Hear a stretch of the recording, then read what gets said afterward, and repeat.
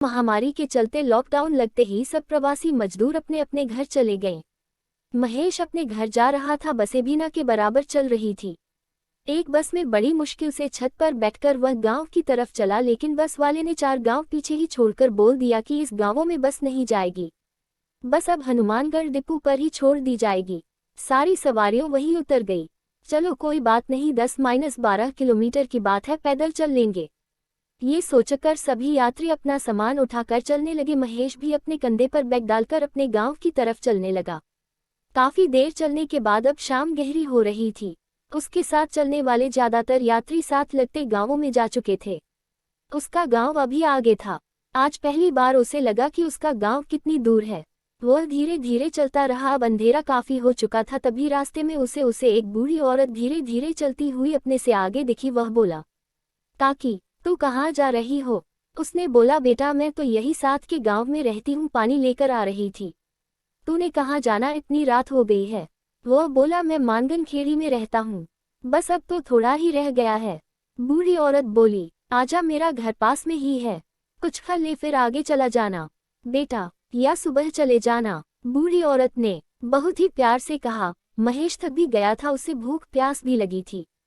प्यार भरे अनुरोध से वह इनकार ना कर सका और उसने कहा, ठीक है काकी।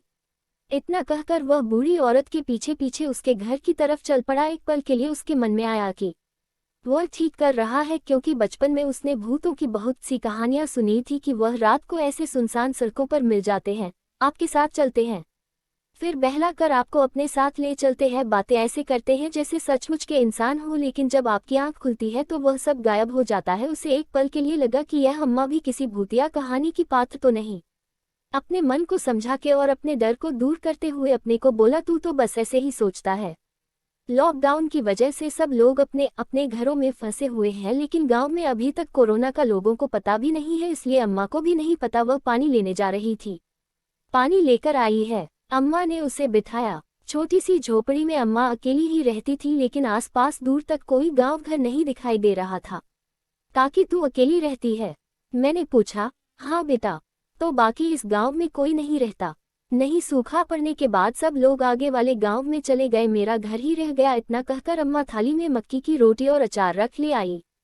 ये ले खा ले। महेश ने रोटी खाए। पेट भरने से वह थोड़ी देर बाहर चारपाई पर ही लेट गया। चारपाई पर लेटते ही उसकी आंख लग गई। बहुत काफी दिनों बाद इतना चलने के कारण वह काफी थका महसूस कर रहा था, सो लेटते ही सो गया।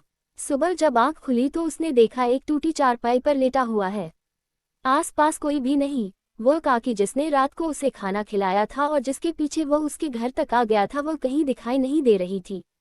वह झोपड़ा जो रात को ठीक ही लग रहा था दिए की रोशनी में, वह भी सुबह सूरज की रोशनी में टूटा हुआ था। अब उसे समझ आया कि यह सारे का सारा गांव खाली था, यहाँ कोई नहीं रहता था। वह अम्मा भी दूर दूर तक कहीं दिखाई नहीं दे रही थी।